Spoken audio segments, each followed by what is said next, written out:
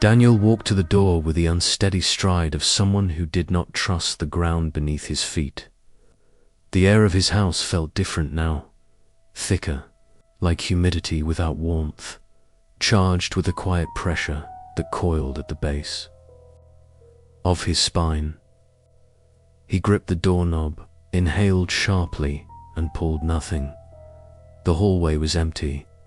The stairs, those impossible, spiraling, stone-walled horrors were gone. For a long moment he just stood there, eyes widening, heart thundering.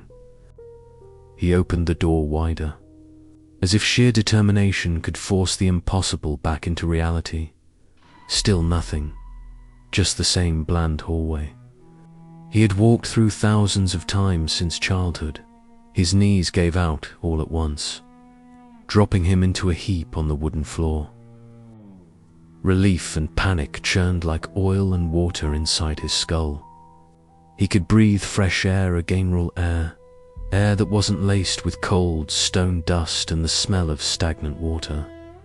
He wasn't trapped in the shifting stairwell, wasn't wandering those twisting towers or echoing dead-end corridors. He was alive, but Sherrie wasn't. That thought stabbed through him with a guilt so sharp he doubled over. She had saved him. She had pulled him up when his body was broken and his mind was collapsing. She had kept him awake when the walls whispered.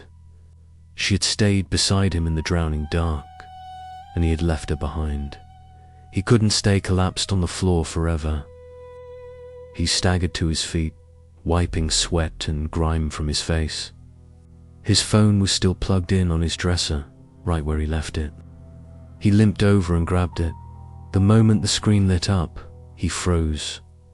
Tuesday, his breath caught in his throat. That wasn't possible. Last night had been Wednesday. He had entered the stairwell, what felt like hours ago. Had he checked the time before? No, but surely he couldn't have lost 6 days.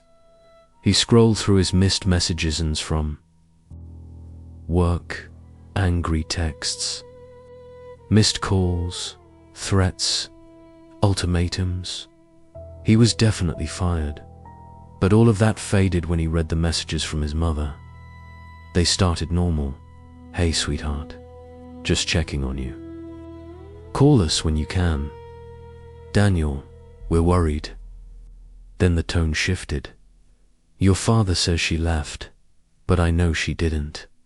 I know what happened to Sherrie. You never saw the stairs when you were young. You weren't supposed to. We thought you were safe. If you see them, please, Daniel, stay away. Even if it feels like a dream, there are things in there. Bad things. He swallowed hard. His hands were trembling. She knew. She had seen them. She had dreamed of them. She had known something lived in that impossible space. He scrolled the final. The message was a long block of frantic text, almost incoherent, written in bursts of panic. Don't go in. Endless stairs. Sensitive to the resonance. We covered the carvings. He never believed. 30 years. I should have told you.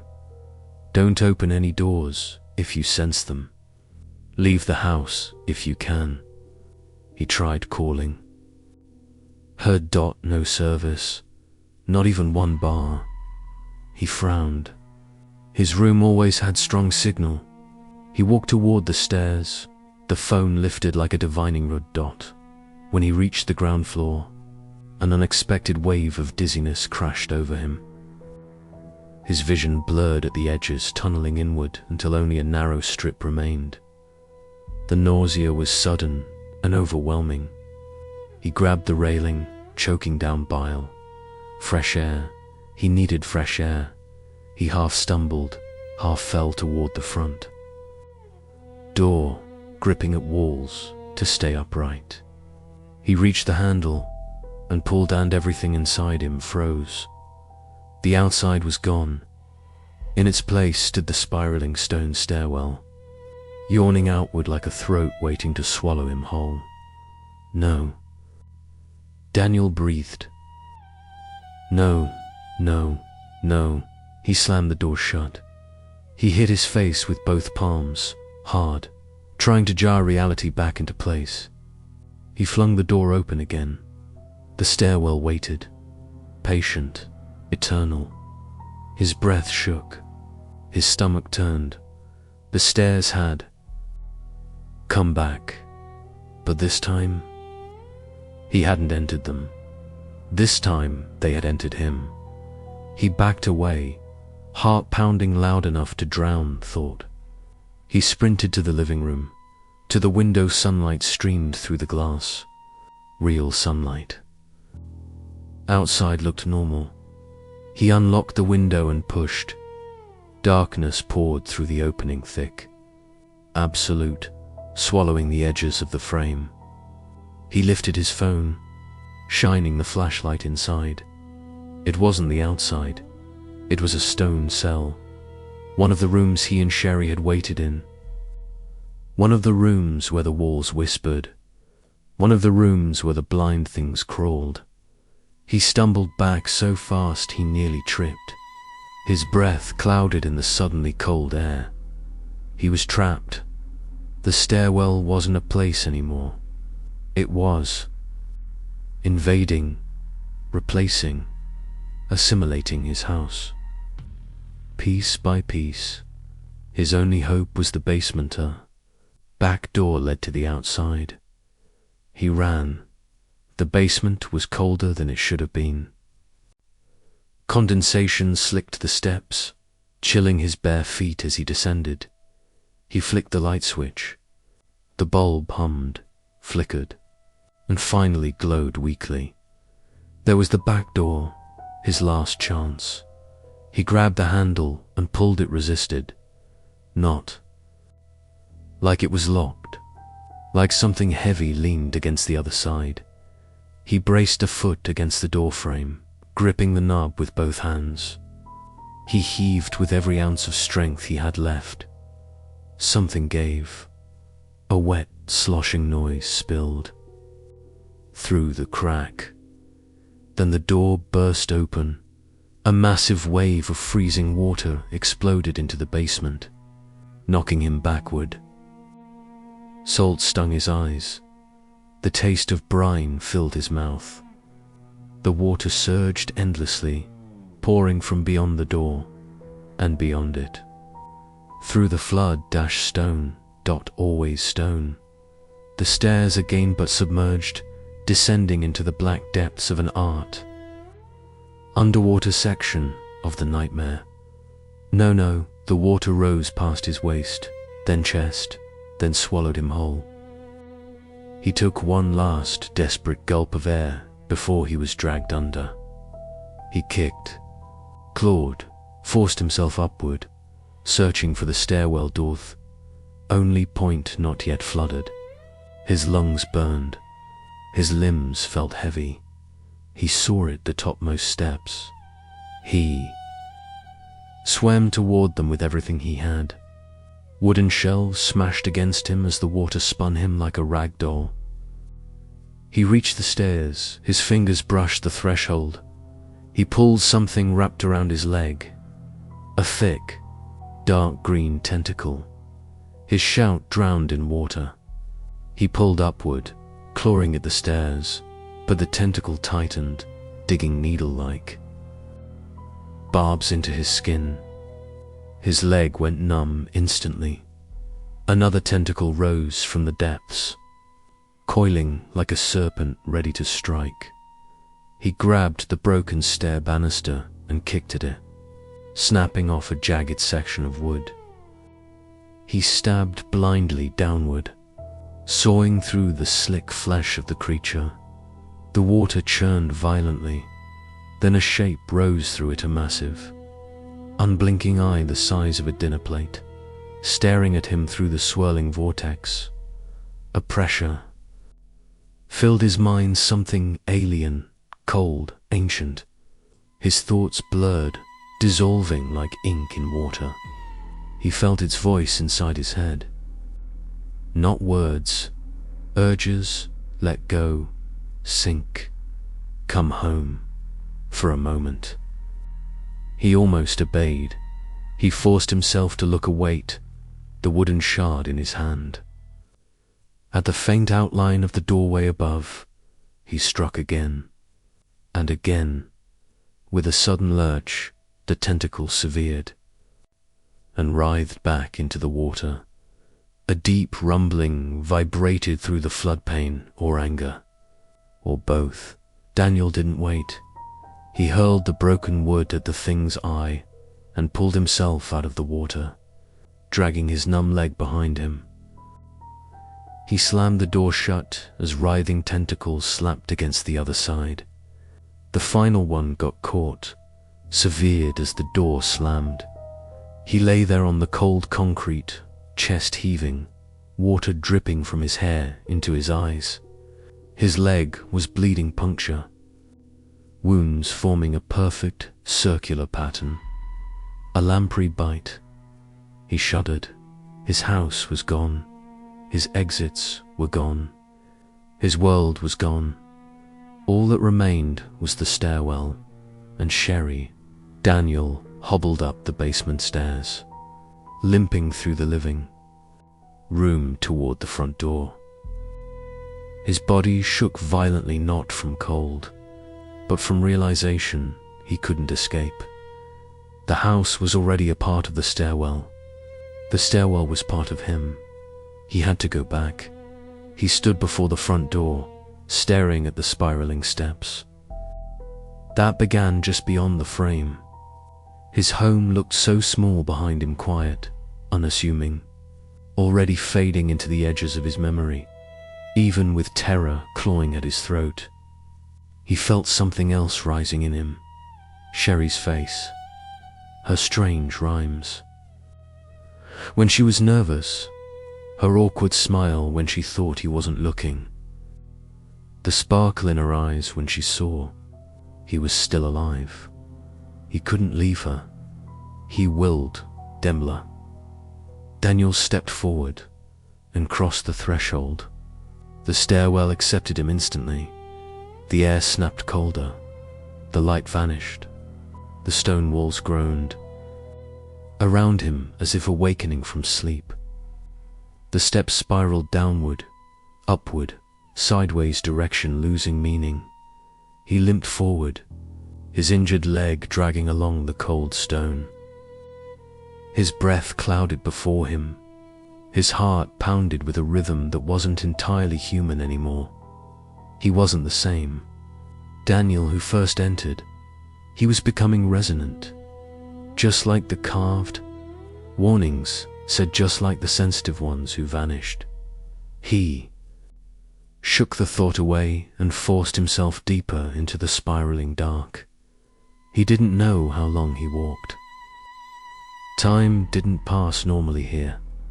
Minutes stretched into hours, hours condensed into seconds. Sometimes he'd blink and find himself several steps lower without remembering the movement. The walls whispered dot, always whispered dot, not words. Never words, clicks, scrapes, gurgling breaths behind the stone. Things pushing their bodies against the other side of the walls, testing for weak points. Searching, he limped deeper, blood trickling down his leg. He passed the cell-like rooms, the dripping corridors, the long hallways that shifted when he wasn't looking directly at them. Then he heard it, a faint voice, a human voice. Daniel, his heart plummeted. He spun around, nearly falling down the steps. Sherrie? Silence. Then Daniel. Don't look back. His blood turned to ice. He froze. That hadn't sounded right. Too close. Too soft. Too wronged out. Then he felt it. A presence behind him, standing, inches from the back of his head. Not breathing, not moving, just waiting. He clenched his eyes shut.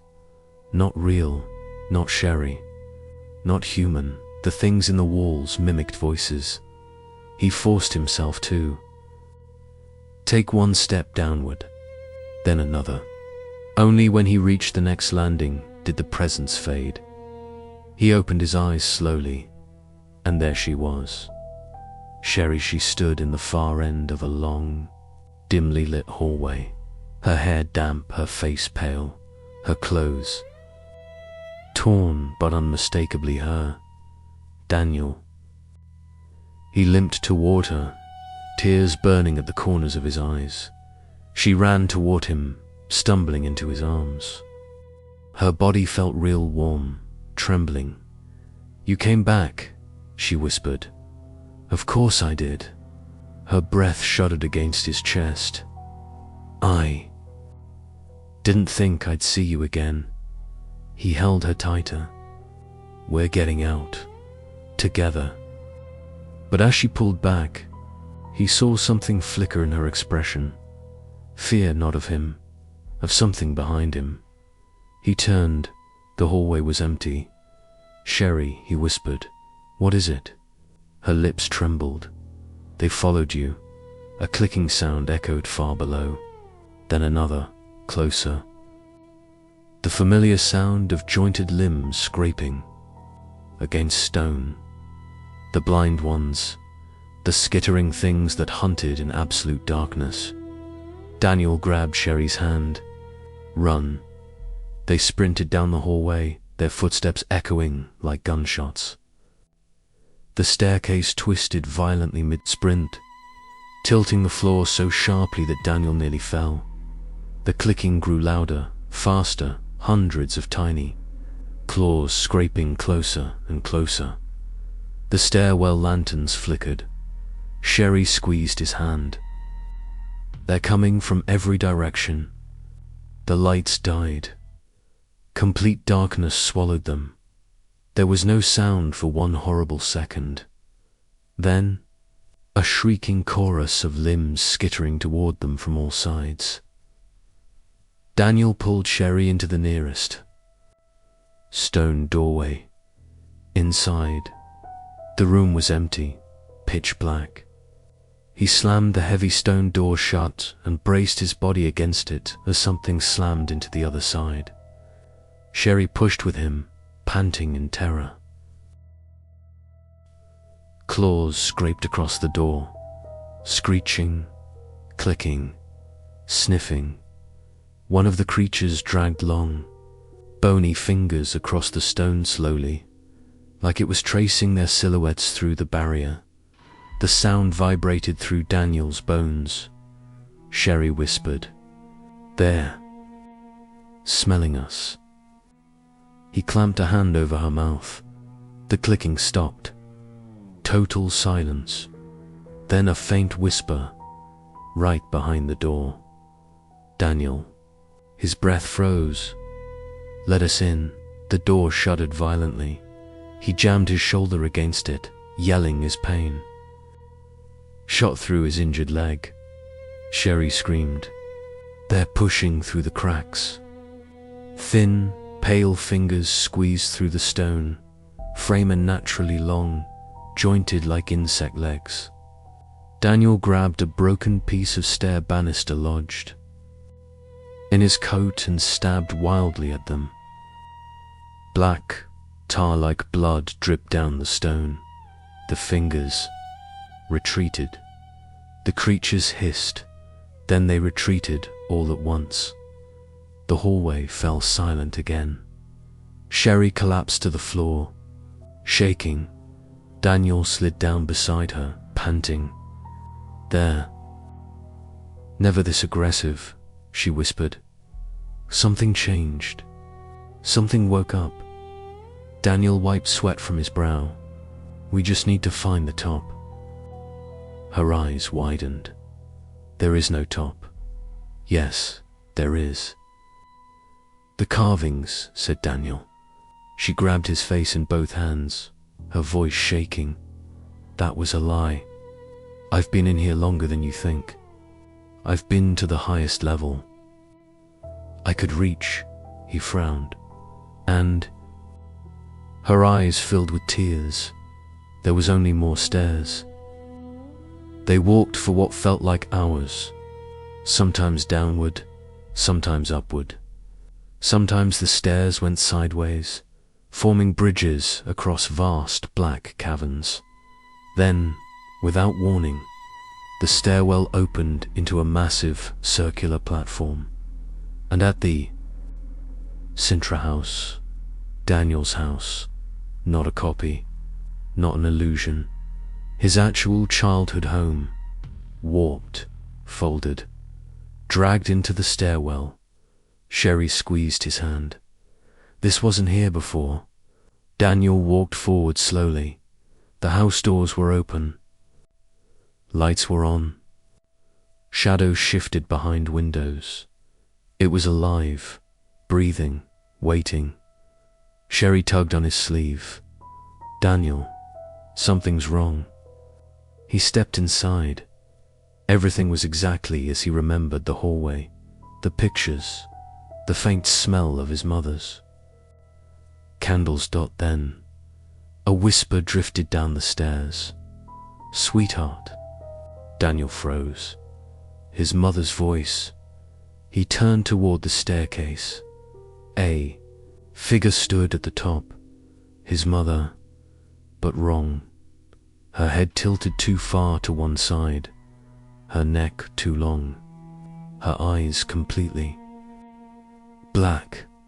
Why didn't you come home sooner? She asked in a voice that sounded like it was spoken from inside a well. He stepped backwards slowly, pulling Sherrie with him, Mum. She smiled too wide. Her jaw cracked loudly. Her arm elongated, fingers stretching down the staircase railing. Like pale roots. Come here, she whispered. Sherrie pulled Daniel hard. That's not her. Run. The creature lunged down the stairs, limbs snapping into spider-like joints. Daniel and Sherrie bolted out of the house and back into the central platform. The house shuddered. Its windows blackened, its foundation split open like a mouth. From deep inside, dozens of limbs clawed their way out. The house wasn't a memory. It was a lure, a trap absorbing the homes of those who entered. Daniel grabbed Sherrie. We keep moving. We don't look back. Behind them, the house collapsed inward like a dying organism, and something enormous stirred beneath it. The stairwell shifted again, this time violently.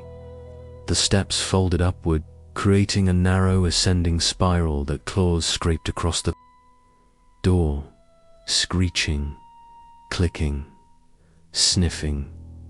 One of the creatures dragged long, bony fingers across the stone slowly, like it was tracing their silhouettes through the barrier. The sound vibrated through Daniel's bones. Sherrie whispered, "There, smelling us." He clamped a hand over her mouth. The clicking stopped. Total silence. Then a faint whisper, right behind the door. Daniel. His breath froze. Let us in.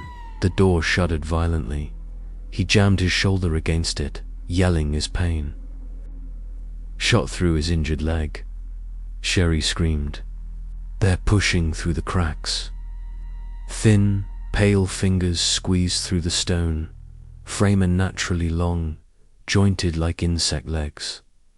Daniel grabbed a broken piece of stair banister lodged in his coat and stabbed wildly at them. Black, tar-like blood dripped down the stone. The fingers retreated. The creatures hissed, then they retreated all at once. The hallway fell silent again. Sherrie collapsed to the floor, shaking. Daniel slid down beside her, panting. There. Never this aggressive, she whispered. Something changed. Something woke up. Daniel wiped sweat from his brow. We just need to find the top. Her eyes widened. There is no top. Yes, there is. The carvings, said Daniel. She grabbed his face in both hands, her voice shaking. That was a lie. I've been in here longer than you think. I've been to the highest level. I could reach, he frowned. And her eyes filled with tears. There was only more stairs. They walked for what felt like hours, sometimes downward, sometimes upward. Sometimes the stairs went sideways, forming bridges across vast black caverns. Then, without warning, the stairwell opened into a massive circular platform. And at the Sintra house, Daniel's house, not a copy, not an illusion, his actual childhood home, warped, folded, dragged into the stairwell. Sherrie squeezed his hand. This wasn't here before. Daniel walked forward slowly. The house doors were open. Lights were on. Shadows shifted behind windows. It was alive, breathing, waiting.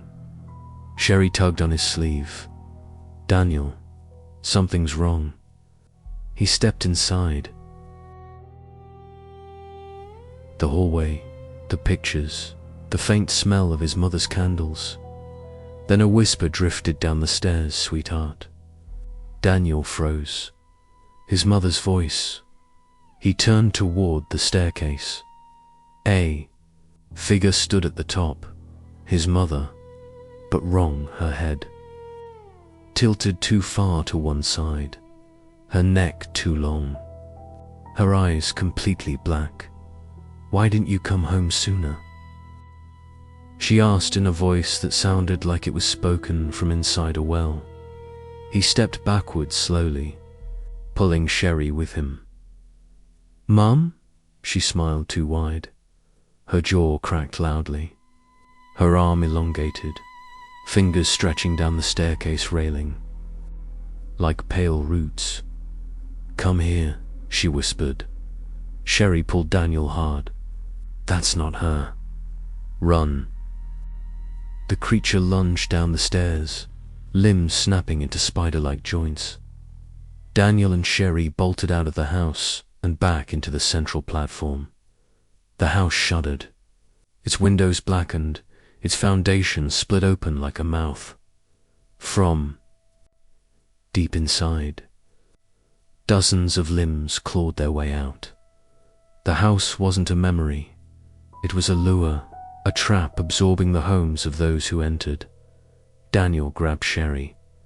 We keep moving. We don't look back. Behind them, the house collapsed inward like a dying organism, and something enormous stirred beneath it. The stairwell shifted again, this time violently. The steps folded upward, creating a narrow ascending spiral that seemed to stretch to infinity. Daniel and Sherrie climbed. Every step hurt. Every breath burned. Their bodies trembled from cold and fear and exhaustion. Halfway up, Sherrie stumbled. Daniel caught her. You okay? She shook her head, eyes unfocused. They're calling me. Daniel. They're calling my name. He tightened his grip. Ignore them. You don't understand. Her voice cracked. It's not the creatures. She looked at him with wide, terrified eyes. It's the stairs. The stone vibrated beneath their feet. A low, resonant hum filled the air, burrowing into Daniel's skull. The sound carried images that weren't his scentless tunnels. Ancient stone, deep water, eyes watching him from every angle. He fell to his knees, clutching his head. Sherrie screamed. Daniel! The resonance intensified. The stone walls pulsed like a heartbeat. Whispers filled his mind. Join us. You walked too far. You saw too much. You belong. He fought them with every ounce of his will. Then he felt Sherrie's hand on his face. Look at me. Her voice cut through the hum like a blade. He focused on her eyes. Human, desperate. You're stronger than they think, she whispered. Stronger than me. He forced himself up. Together, they climbed the final stretch. The stairs narrowed until only one person could fit at a time. The ceiling vanished, and above them, a circular stone archway bathed in pale white light. The exit. They reached it. Sherrie touched the edge of the opening. Her breath hitched. It's warm, she whispered. Daniel, it's really warm. He grabbed her shoulder. We're going through together. She nodded. They stepped toward the threshold. The stone collapsed beneath them. The entire archway crumbled, plunging both of them into the abyss. The final trap. The final test. The stairwell wanted one thing. A choice. Daniel regained consciousness on a small ledge over the abyss. Sherrie hung from his arm, dangling over darkness that seemed to stretch forever. Don't let go, she gasped. His injured legs screamed in agony. His fingers scraped against the crumbling stone. Below them, something enormous moved. A deep rumble vibrated through the abyss, shaking dust loose around them. The eye opened, not one like the underwater creature. This one was the size of a lake. Its surface rippled like liquid. Its pupil dilated and contracted with the rhythm of a heartbeat, the true heart of the stairwell, the consciousness behind it.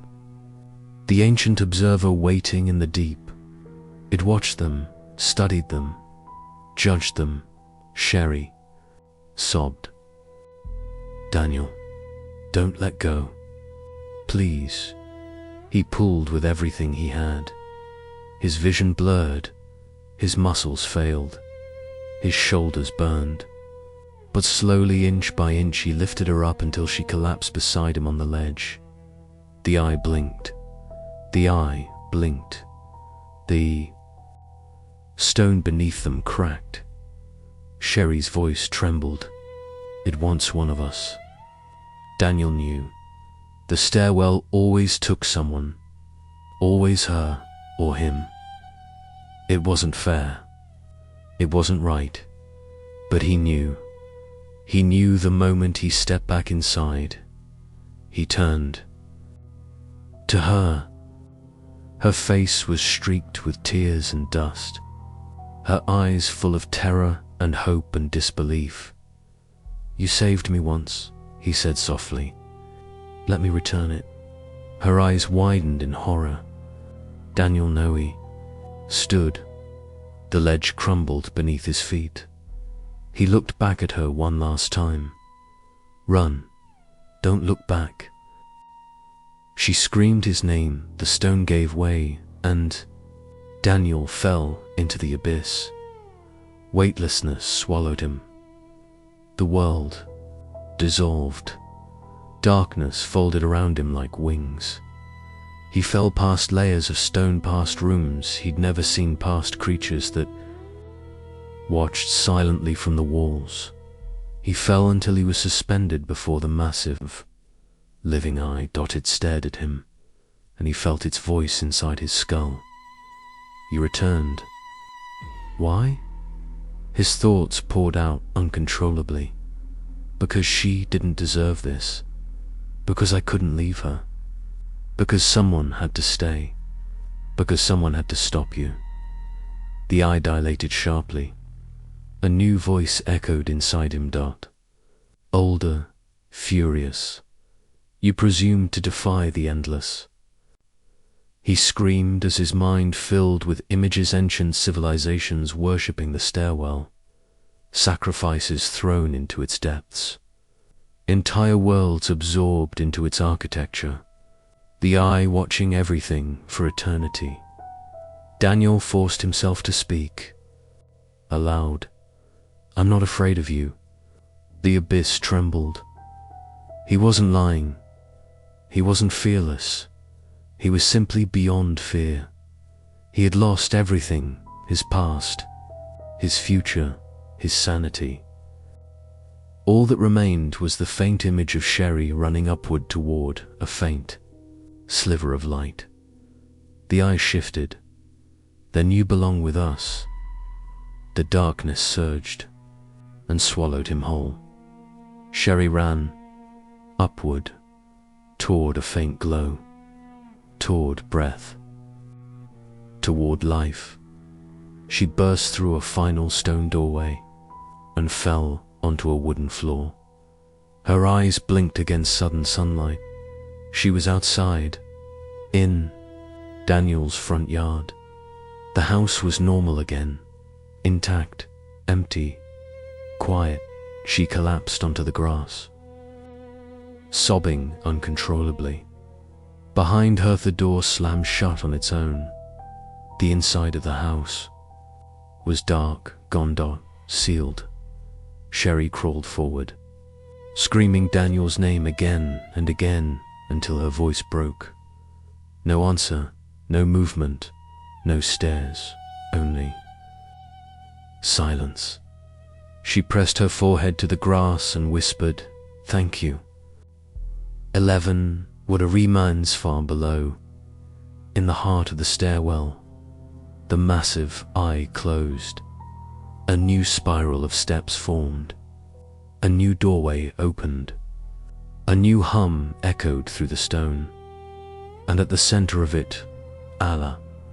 Figure stood silently. Not human, not creature. Something.